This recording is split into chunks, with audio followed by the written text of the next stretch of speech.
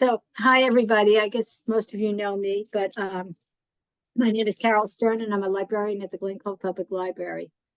Welcome, welcome, welcome, and welcome, Charlotte. Before we begin, I just want to tell you on Tuesday, December 9th at 2 o'clock, we have Kitty Zeldis, the author of One of Them. She's coming in person, not by Zoom. So if you're in the neighborhood and you want to come over and hear her, it's at 2 o'clock, and you can sign up on our webpage. So welcome again, Charlotte. Thank you so much. Thanks for having me. So Charlotte is an Australian author based in Sydney, long way from all of us, where she lives with her partner and two children. She holds a master's degree. She holds a master's degree in screenwriting from the Australian Film, Television, and Radio School, and has published several works of speculative fiction. She's a New York Times bestselling author of Wild Dark Shore, Once There Were Wolves, and Migrations, all translated into more than 20 languages. Her novels explore wildlife landscapes, human resilience, and our deep connection to the natural world. Her latest book, Wild Dark Shore, is both heartbreaking and breathtaking. It tells the story of family protecting a global seed bank, weaving together themes of isolation, secrets, and pressing environmental issues. So welcome, welcome, welcome. Thank And I hope you. everybody loved the book as much as I love this book. More people in the waiting room. So your novel begins with the line, "There is a land of the living and a land of the dead, and the bridge is love, the only survival, the only meaning." Can you tell us how you came up with this epigraph? Yeah, so this is a beautiful quote from The Bridge of San Luis Rey, which is a book by Thornton Wilder. Um, and I've always loved that quote. Ever since I was quite young, I remember my mum reading it to me when I was a teenager, and it really just stuck with me. It's a very beautiful notion. And I think once I had sort of written this book and come to realize that it is about this profound connection we have with the things that are lost, and that there are these big themes in this novel about grief and loss, but ultimately I wanted the sense that while this island is a very haunted place and this is a family that's very haunted, I wanted to give a sense that the the ghostliness or the ghostly presences are not there as a source of malevolence, as you kind of suspect at the beginning they might be, but they're actually there as a source of love and connection. That's the sort of overarching message, I think. So your writing process, how did you conduct your research, and were any personal experiences for you that influenced the story? Yes. So I had quite a long period of plotting, planning, researching for this novel. It came at the same time as having my children came. So it was a very disjointed process. I was pregnant. I had a horrendous pregnancy. I was very, very sick during it, in and out of hospital a lot. Um, then the sort of infancy of my son, then another horrendous pregnancy. And so in amongst all of this kind of chaos, I was trying to work on this book, and uh, I was really struggling with the beginning. I wrote the first 25,000 words 4 times and deleted it 4 times, because I was just really struggling to connect with this world and understand whose story it was, and how it was meant to feel. And I think ultimately I just came to this realization that if I was going to base this island that I had made up on a real place called Macquarie Island, I really had to go there. I had previously not thought that I would make it there. It's very difficult to get there. There's only one boat that goes at one time of year.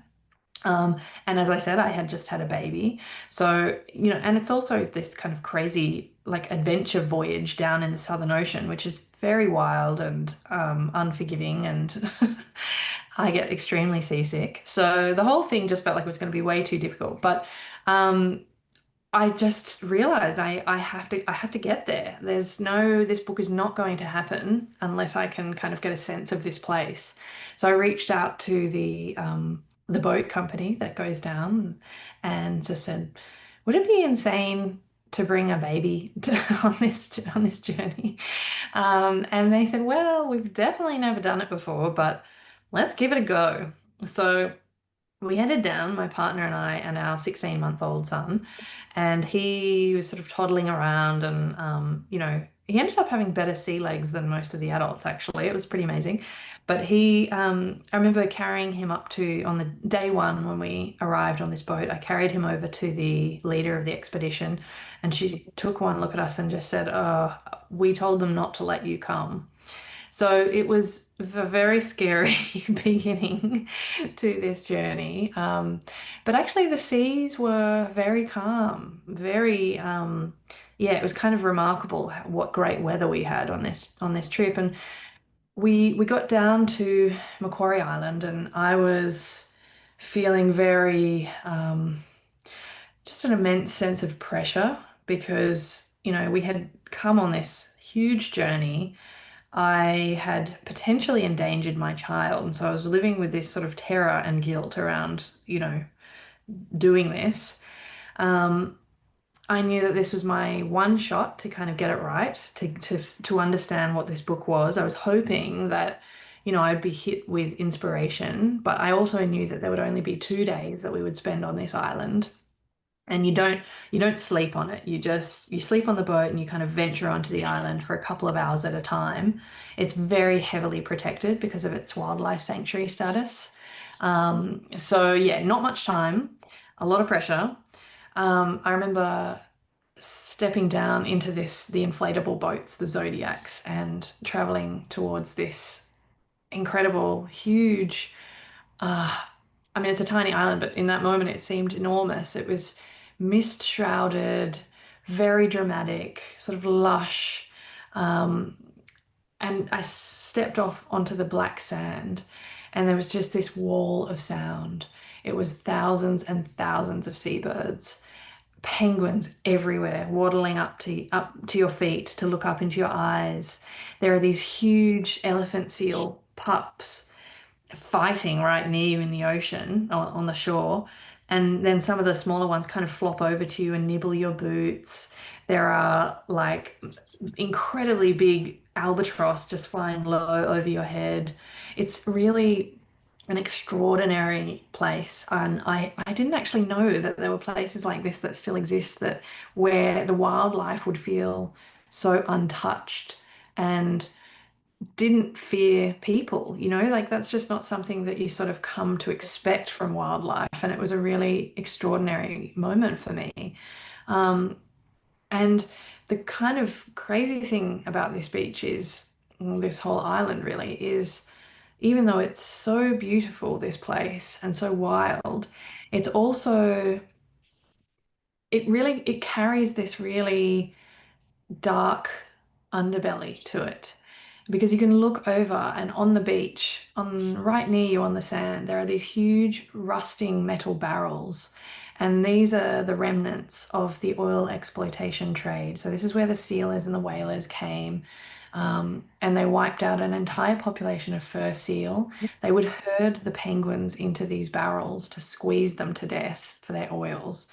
It's sort of unspeakably grim and sad. Uh, and you can feel that in the air there. It feels like it's really haunted, this place. It has this, um, it's like it's holding on to the atrocities that happened there. And so I had the moment that I had been desperately hoping I would, and I just suddenly knew what this book was going to be. It was going to be a gothic, romantic mystery about ghosts, about a haunted family and a haunted island. So there's no habitat on this island at all, just animals? There's no humans There living is a in it? small science base. The researchers go there and they live there for quite a long time. They sort of, they might stay for years, or they might stay for 1 year. They might do a season. Um, but there's no one else on the island. It's just all wildlife. It's so isolated that the people who work there are sort of constantly having to be checked in on, in terms of their mental health, because it's such a remote, isolated place. It can be quite, I mean, it's very beautiful, but it can be quite a challenge. If you need to go, Kim, please just tell me. How did you find out about this island? How did you know? How Well, did you know I about had I had a couple of friends who have worked there, have visited there for work as researchers, as scientists. One of them, Kate, she's a geophysicist. She sort of visited there on her way to Antarctica, where she was studying ice melt. So she's an amazing person, and I remember her telling me about, this place, and it's the wildness. The thing that really kind of stayed in her memory was the wind and the wildness of the wind and the sort of just incredible, um, unforgiving nature of the weather here. And it immediately sort of evoked this beautiful, sort of rich writing world that I could try and invoke. And there was also another friend of mine who was invited down there had told me about this sort of a bit of an urban legend about it. And I still to this day don't know if this is true. I hope it's not true because it's incredibly sad. But there's this story down there of somebody sort of going mad with the isolation and hanging themselves off the fuel tanks. So I use that as a bit of a urban legend in my book as well. But it just sort of really piqued my interest. What an incredible place to be so alive and beautiful and wild, but also so dark and difficult for the people who visit it. just as a side, like at the Galapagos Islands, the animals are come right up to you also. It's Yeah. amazing. They're not afraid of humans. The birds come right near you. They don't fly away. It's an incredible Yeah. experience to see. Yes, so beautiful. I'd love to It go sounded there. like this is what you experienced also. Yeah, yeah. So the shearwater in the book, it's like a character in the book, and I guess you took it from this island. The island isolates how the isolation affected the salts. Can you talk about the family a little, and how did you decide to, why you put them in isolation there, and why you wrote what you did? Yeah, so I think I would say that I have a sort of I guess a preoccupation in my work with wilderness, the wilderness beyond us, but also within us. And I wanted to explore, I suppose in this novel, I wanted to look at the necessity for humans to have wildness, but also to have community, um, and how kind of important it is for us to experience both of those things in our lives, and how if we sort of get out of balance with either of them, we become very, we sort of get a bit, we're in a bit of emotional trouble, I think. So this family, Dominic is the father, and his three children. Raf is the oldest boy, he's 18, and then there's Fen, who's 17, and Orly, who's 9. Um, they are living in this place, this very sort of uh, distant, dangerous, unforgiving, but also incredibly beautiful place. I think he's taken them there as a way of escaping his grief. And unfortunately for him, it has not worked in that way. In fact, it sort of made it impossible for him to kind of process the grief in a healthy way. And in fact, it's brought this presence of his wife um, into his life in a way that I suppose has helped him to kind of cope, but is also becoming a problem for him. It's not a healthy way to cope with grief. So he's really haunted. He's haunted by Claire, and by this sort of enormous task of raising these three children on his own with no help and no community whatsoever. And he's looking at his two older children, and they're sort of turning into adults, they're coming of age, and the complexities of that, and how you sort of um, learn to let go of them. And he's having real trouble with that because he has sort of formed his own identity around being their father. That's the only thing that he sees himself as anymore. He doesn't feel like a man beyond, or a person beyond being a parent. And I think that for me was really, you can really get lost in those years of parenthood. I'm very early in my parenting life, but I definitely feel like, that would be it is. It's something that kind of sucks you right in, and it's quite tricky to manage an identity apart from that. Anyway, that's what he's kind of coping with, trying to deal with. His children are having their own experiences in this place. They all sort of love their lives there. They are able to kind of delight in these extraordinary, unusual things, these connections to nature and wildlife that you would not get in any other place, any other life.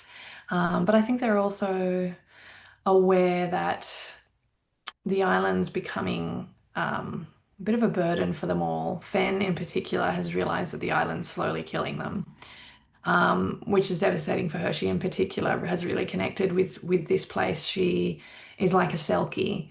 She has gone to live on the beach with the seals, partly out of a trauma that's happened, but also partly because she is just grappling with her own womanhood, her own coming of age. She's trying to understand what it means to transform into an adult, and particularly without her mother there.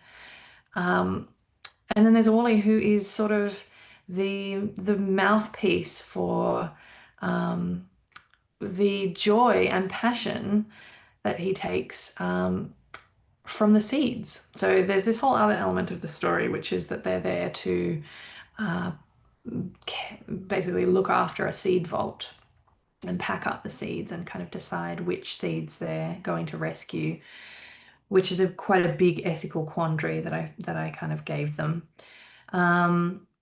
But yeah, I think the isolation is sort of playing a big role in, I think, the trouble this family is having processing the grief of their loss. So because of this isolation, they have become silent. You know, they're not talking to each other, they're not communicating with each other. It's driving a wedge between them. And it's not until Rowan arrives and sort of washes onto their shore and is able to recognize this that she becomes a bit of a sort of catalyst for them to start speaking again. Sorry, that was a So, very long-winded answer to no, it was great. How old are your children? 4 and 1. Okay, so they're young also. Yeah, they're So the little. story switches between characters' perspectives. How did you Hmm. choose whose point of view to include, and was any character more fun or compelling to write than the other ones? Yeah, so this was part of the difficulty I was having initially with this book. The reason I was writing and rewriting so much was because I couldn't work out whose story it was. I did a version where it was just Rowan, first person, Rowan's point of view.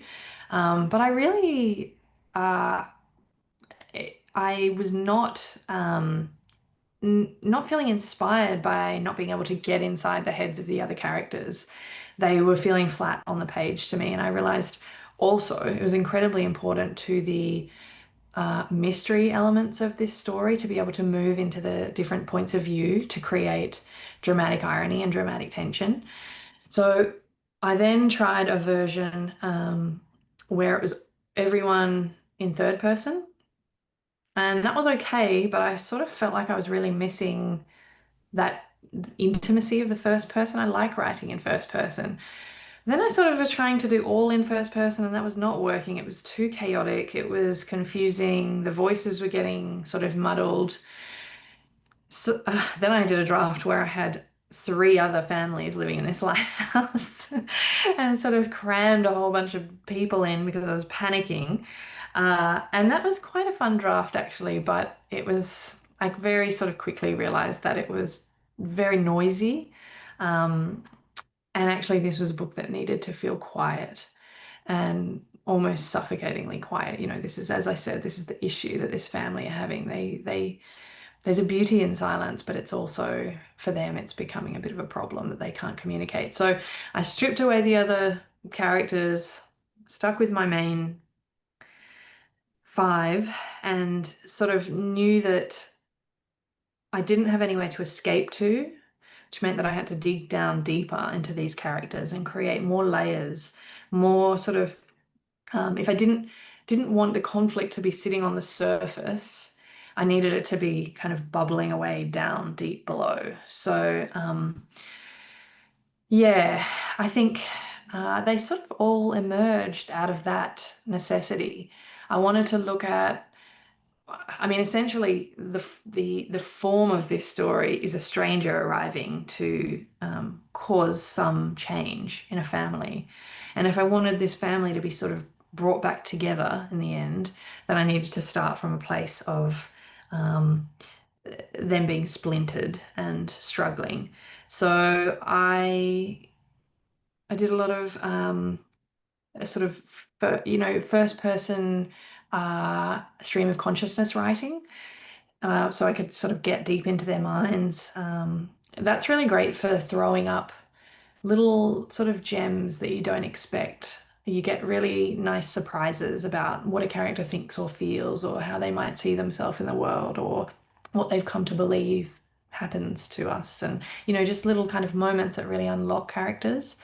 Um, and then I just had to really be careful about looking at the dynamic between them. um, you can kind of look at the main two characters and their dynamic, but I also needed to look at how this family fit together in a scene with them all there. Who's saying what? Who's behaving in what way? How are their personalities sort of working to create some nice texture to a scene, and also generate conflict, move the story forward, allow for this kind of thriller element where we're getting lots of reveals, people knowing different things and feeling different things and keeping secrets at different times.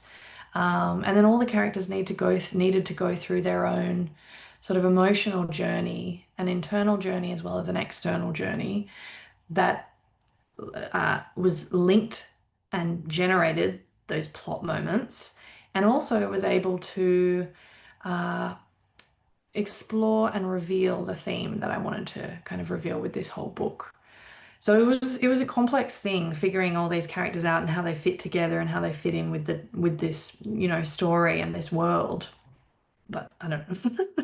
So I guess Hopefully. there were a lot of themes in the book. You said before, like it's a ghost-like story, but I also Mm. thought that it was a story about grief and memory or guilt. I mean, what was your main intention there? Was it to be like a ghost-like story, or? Well, that's definitely one element of it, is that it is this sort of slightly gothic tale.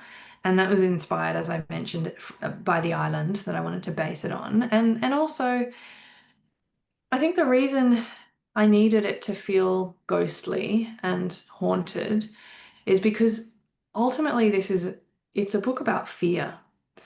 So it's I think I think my three novels, you can actually look at them as a sort of thematic trilogy in a way, but they're exploring our connection to the natural world through slightly different emotional lenses.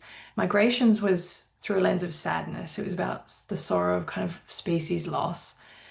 Once There Were Wolves was about rage. It's a that's my fury book. It was a book about the fury of how we were treating each other and how we're treating the natural world. This book, Wild Duck Shore, I think is about fear, specifically the fear of raising children in a time of ecological crisis, and fear of loss because of that. So it's exploring a whole lot of kind of big questions around what our responsibilities are to our children. How do we talk to them about what's happening? How do we teach them about love in the face of loss? Should we have children at all? Um, and Rowan, for example, is a person who's kind of arrived on this island. She's an eco-pessimist. She believes that the worst is going to happen, and that they're all going to drown or burn or starve. So she's got a really kind of heavy um, sort of sense of loss that she's bringing to this place, and fear. Her big driving thing is fear. So a story about fear has to be about courage and love. She kind of learns through connecting with this family, and sort of very reluctantly surrendering to loving them, that the idea of living life in fear of that loss is such a small way to live a life. And in fact, yeah, maybe we are all going to drown or burn or starve.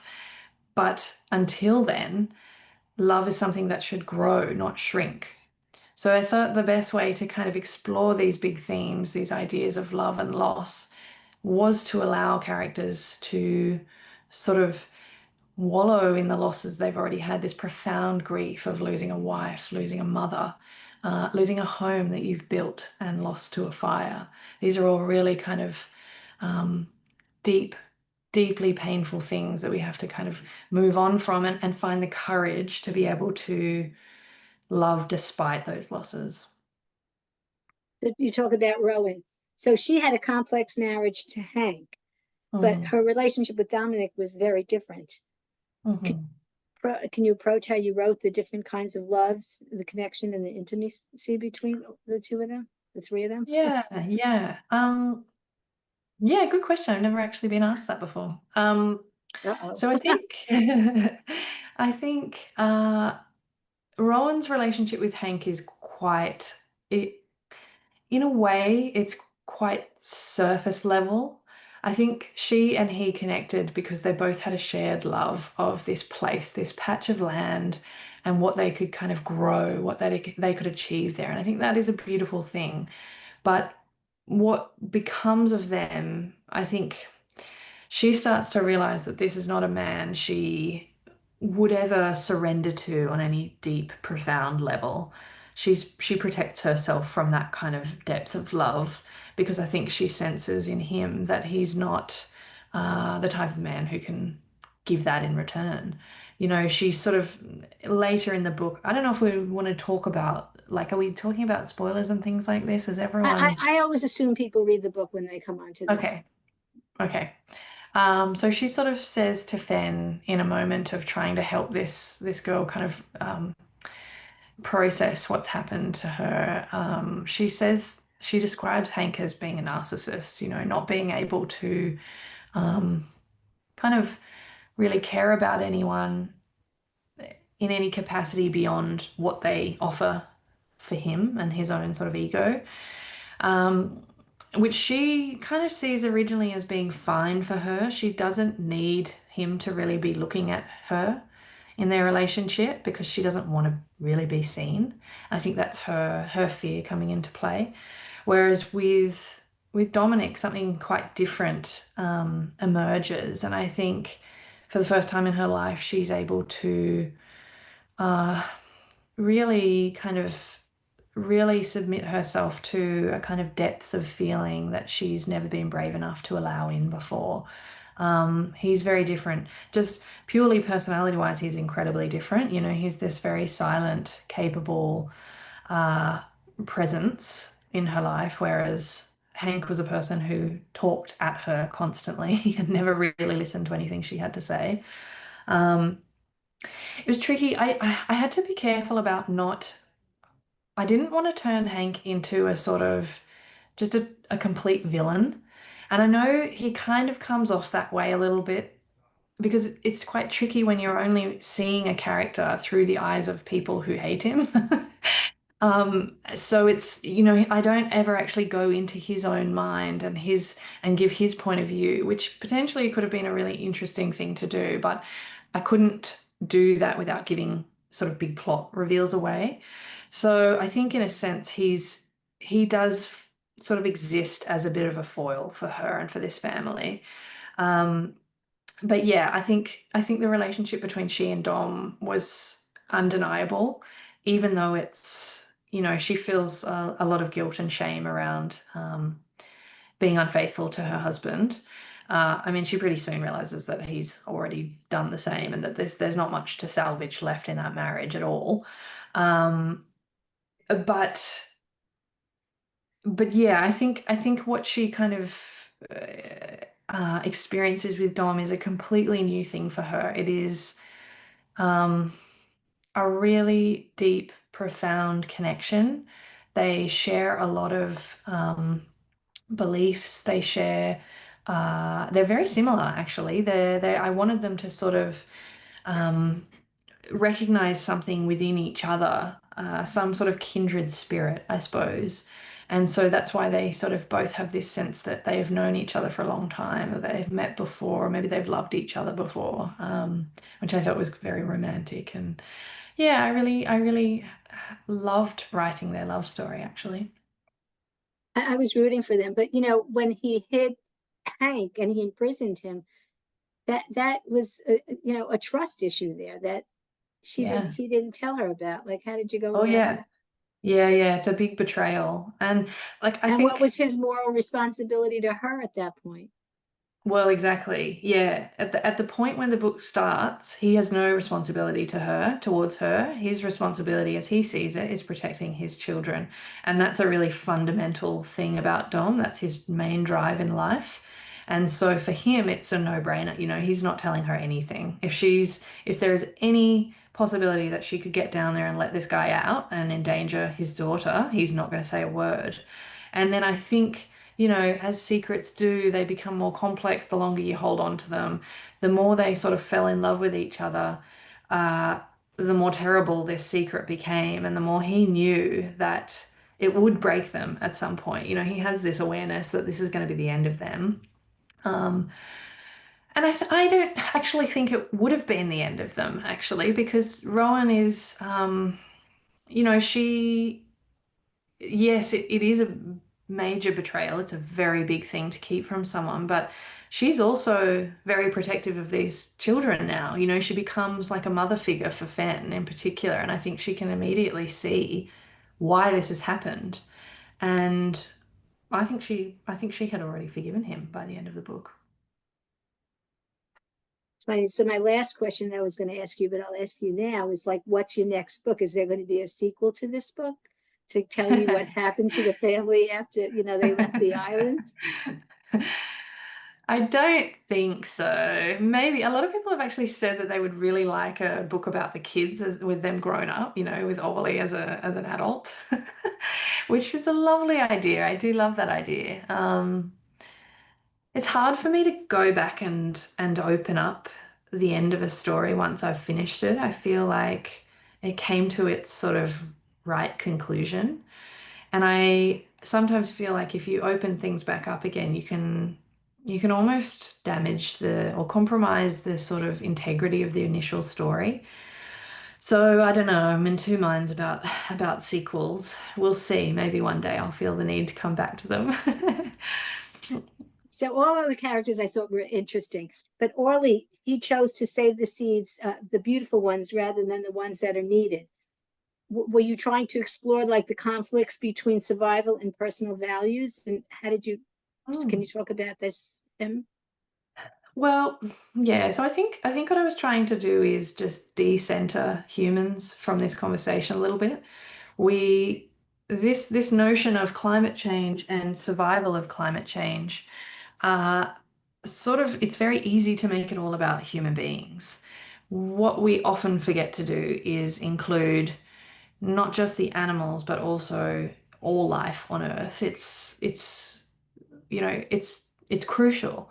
So I think what I was trying to say is that perhaps by prioritizing the selfishness that got us into this mess in the first place, we are not actually going to serve ourselves. What we need is to be finding a way out of this mess together. That it's only through a sort of reconnection with the natural world, with all life on Earth, with biodiversity. It's only through a connection to that we will survive, that we can all come through this together. Um, I think it was, it's just a tragic thought to me that there would be many, many, many hundreds of thousands of species of extraordinary, unusual, strange plants that would disappear from the earth. These are things that have evolved and exist in their own right just because they deserve to. We don't we shouldn't be trying to save things just because they can feed us. That is such a short-sighted, narrow view of this issue. Excuse me. So yeah, I thought it would be really nice if Orly, who's the child, could have, and he brings this sort of innocent clarity to this issue. I thought it would be beautiful if he could be the one that would um, see a different way forward, you know, see a kind of braver way forward. Yeah, I think you did a good job with him. All the characters, they were all so interesting. Even Claire, she died before the story, but her presence was felt throughout the story.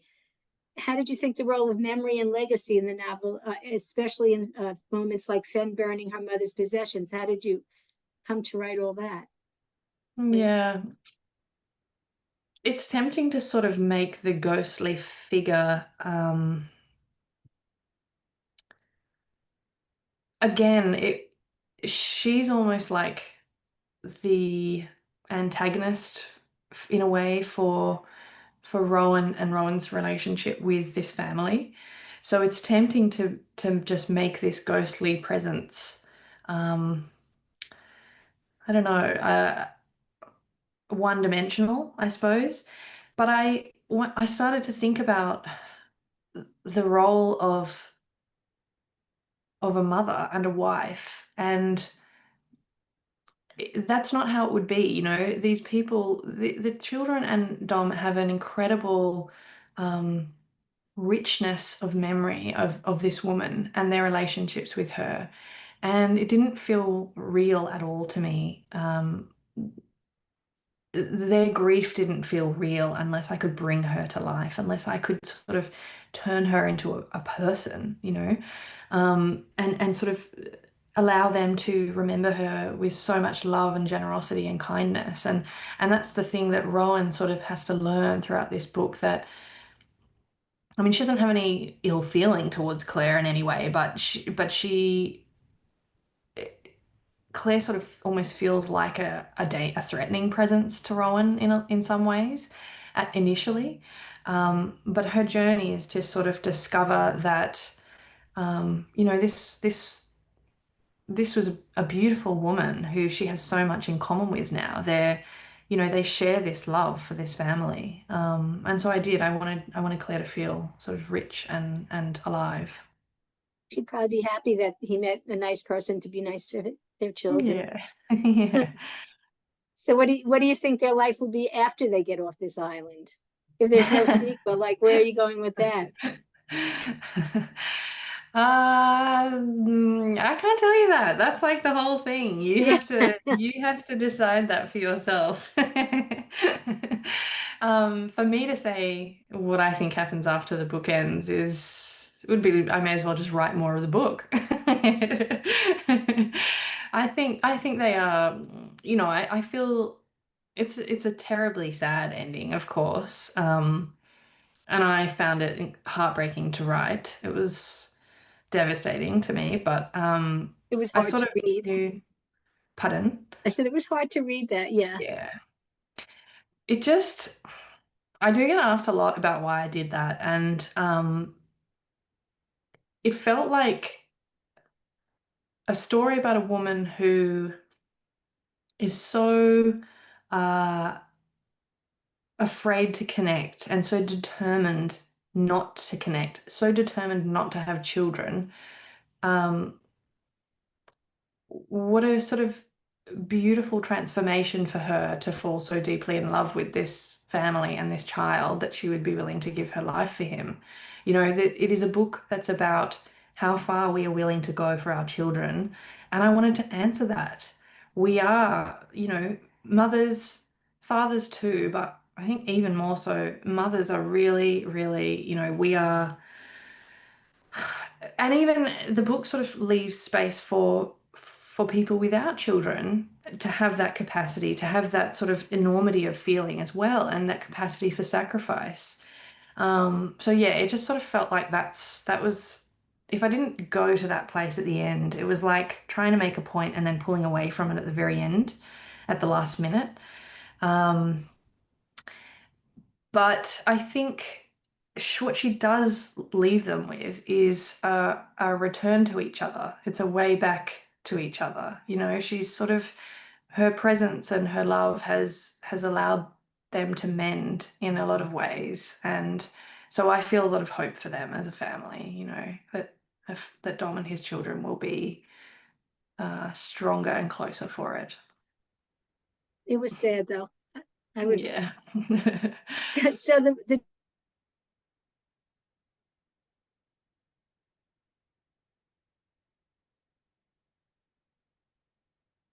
Uh-oh. Carol, yes. we lost You you just for a froze for a second. bit. Yeah, so you might have to start again with your next question. You Yes. froze. Okay. Am I on? You're on Yeah. now. Yes. So the title, was that always the title you had in mind? And how did you come to this title?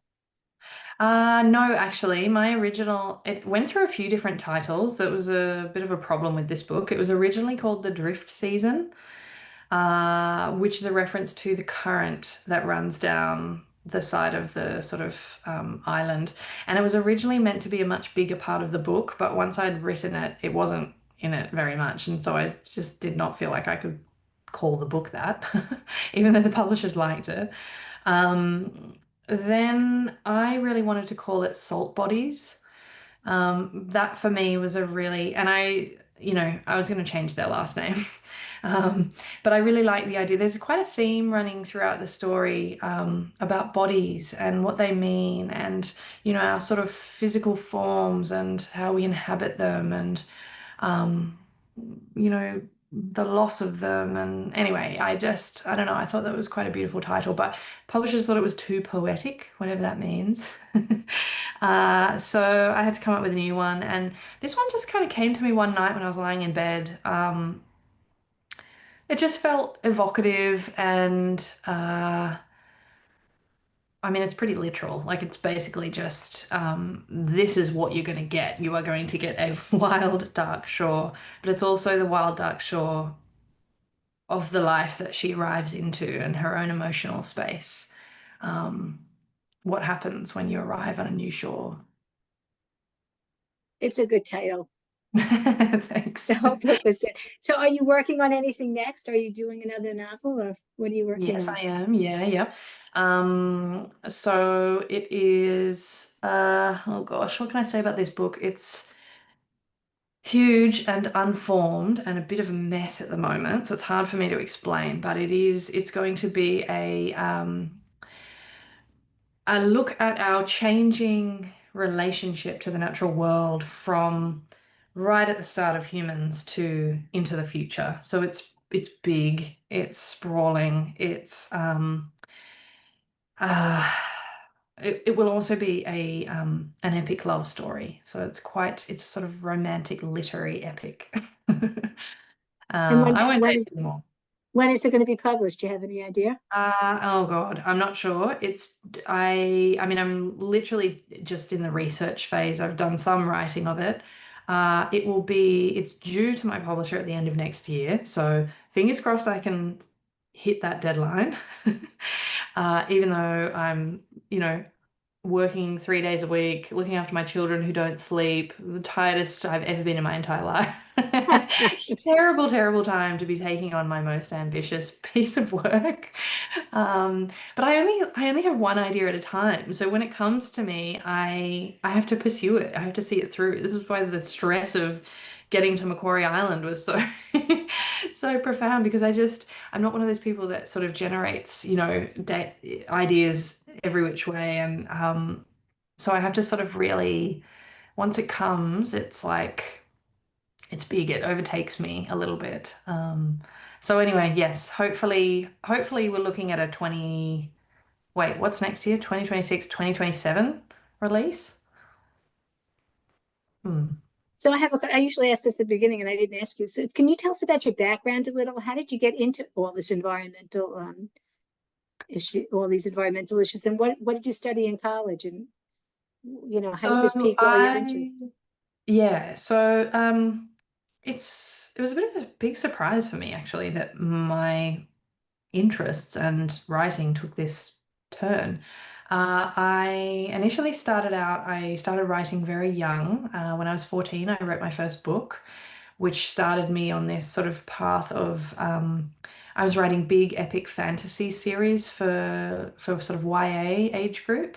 I published 8 of those. And then I sort of got to my mid-20s and I just really wanted to, all I had done was just sit in my bedroom and write and, had various sort of side jobs while I did that. I barely did my schoolwork because I just raced home to write my books. Uh, but I got to a point where I realized I really wanted some story craft. I wanted to learn about how to tell stories, how to structure them. Um, and that's why I sort of moved into screenwriting a little bit. I did 2 degrees in screenwriting, which was incredibly helpful, actually. I highly recommend it if anyone wants to sort of learn how to create a story that's emotionally rich and cathartic for readers. It just gives you really good practical craft. So it's not about sort of how you structure your sentences. It's not about how you use metaphors and similes. It's about where you put plot points in order to get the most out of your sort of character development. So it's big stuff, big picture stuff, and it was really, really helpful for my work. I got to the end of that and sort of didn't know what to do with myself. I had no idea. I didn't want to keep doing what I had already been doing. Even though I suppose that would have been the sort of path of least resistance. And I decided to go traveling. I was somebody who I just didn't really know where I belonged. By the time I was 21, I'd lived in 21 different houses. We moved a lot as a family. So I was a bit adrift, I think. I went to the UK, I went to England, Scotland, Ireland, just in sort of searching out my history, my roots, my heritage, wanting to kind of understand where my people had come from.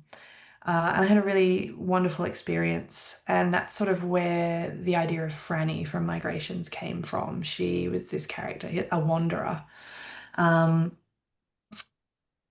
and it wasn't until I was about halfway through the first draft of Migrations, I was really stuck. I didn't know what this book was about. I read an article that just completely changed my whole life. It was a really simple, uh, profoundly moving article about how close we are to a world without animals and how extreme our species loss has been over the last 50, 60 years. Uh, and I realized I just had this kind of moment. I was trying to write about our connection to nature and the natural world because I wanted more of a connection to nature and the natural world. But you can't really do that without also writing about what's happening to the natural world. That was my sort of light bulb moment, and it started me on this sort of journey of researching what's going on and feeling very just extremely compelled by it. And like, if I'm going to be writing about anything, if I'm going to use this short life of mine to write about one thing, then I want it to be important to me. I want it to have meaning. And this is a thing that I feel very strongly about. Um, and so I think even when it is hard, it's a difficult sort of subject matter to be always diving into, but I think it sort of feels important right now to be sitting in this space. It's a very important subject matter, and thank you for doing this. It really opens up everybody's eyes a little. Good, thank you. I'm sort of done with my questions. If we can give it out to the audience, if anybody has anything they'd like to ask or say, you can put it in the chat or you can unmute yourself. I think there's one. Yep, I'm an open book. Ask me anything. Don't be shy. It's Pam Gardner wrote, I've read 3 of your books that I absolutely loved. I love how you connect nature and the environment to people in these novels. You're such, what was it, this? You're such, you're such a wonderful storyteller. Can't wait for the next book. Thank you. Thank you, Pam. That's really lovely. Anybody else have anything to ask or say? No, that's okay. Wait, Rachel, can you unmute yourself? Hello. Hi. First of all, we read your book in our book club and we all loved it. Thank you. We were really compelled by, I think it was in your author's note, and I know you mentioned your time with your family on McCory Island. And we're wondering if you could speak more about your own experience on that island and how it influenced and inspired you. Yeah. I'm not sure I can go into it much more than I did at the start, but I mean, it was such a wonderful experience. I think having my son there with us was really quite an amazing, I suppose because I had such sort of fear around how dangerous it was, it really allowed me to, in fact, get inside Dom's head. You know, he's this father who has taken his children to a place that's potentially quite dangerous, and is then having to, like, his whole existence is about then keeping them safe. And it was just this really kind of insightful moment for me around how it feels to suddenly be, you know, I think anyone who's got children knows that you sort of become you become this person who lives with fear now. We fear for our children so immensely, but it's quite different. A day-to-day sort of fear is ignore. You can kind of put that to the back of your mind as a way of just existing. When you're out somewhere that's potentially really dangerous, the fear becomes it takes on this really it's almost like it takes on a form that becomes really difficult to push back. And it got me thinking about this is how so many families are going to feel as we get more and more into the thick of this climate change problem. Like, there are already climate refugees everywhere. There are islands that are being swallowed up. There are places on fire. You know, this is something that we are all going to suddenly start feeling. And so, I don't know, it was just a really intense experience for me about thinking about what the world might start to feel like, you know, for all of us, but particularly for parents who are having to navigate keeping children safe. Apart from all of that, it was just such a beautiful place, and I highly recommend going on this journey because you see multiple kind of sub-Antarctic islands with bird life that doesn't exist anywhere else. This is the last colony of I think it's royal penguins. This is the only place that they breed. So it's really special. It's just an incredible place. And aside from sort of just bringing my own book to life, it also just reminded me of all the kind of beautiful places and things that still exist in this world and that are sort of so important that we fight for. Yeah. Thank you. No worries. So I thought there was another question here. I thought I saw who was your favorite character, but I guess Oh, not. yeah, I can see that one. Good question. I I loved them all. I think it was important that I loved them all. Otherwise, I mean, I don't want to write any characters that I don't like writing. I would just rather cut them out of the book or find a way to like them. So, I did enjoy writing them all. I loved writing Rowan and Dom's kind of relationship. I particularly loved Orly. He was very special for me, and he was a way for me to sort of connect with the seeds. Initially, I suddenly sort of had this idea that was all going to be about a seed vault, and I had to find some way to make little dots in boxes charismatic, which is not that easy. But once I started learning about them, I realized they have an incredible sort of some of them have these amazing life cycles and capabilities and really just amazing kind of stories of existence. And so I kind of thought, what better way to teach people about this than to hear it from a passionate, excited 9-year-old. You know, it's so joyful hearing kids talk about what they love. So I had a lot of fun kind of allowing him to just really cut loose with these seed stories and use them as a way to, I guess, draw Rowan into their lives. So Roseanne wrote, and I totally agree with her. Thank you for sharing your thought process with us. I think we'll all learn so much from this rich novel. I didn't know about seed vaults. Looking forward to reading to your next book. I think that was very well said. Thank you. Yeah, lovely. Anybody else? Well, thank you so much. You made this so interesting. Yeah, good. Love the Thank you book. for having We me on. had it all. Thank you. Yeah, it was really great. We read this for my book club also, and there's 10 or 12 of us in the book club. They all loved it unanimously. Oh, thank you. That's lovely.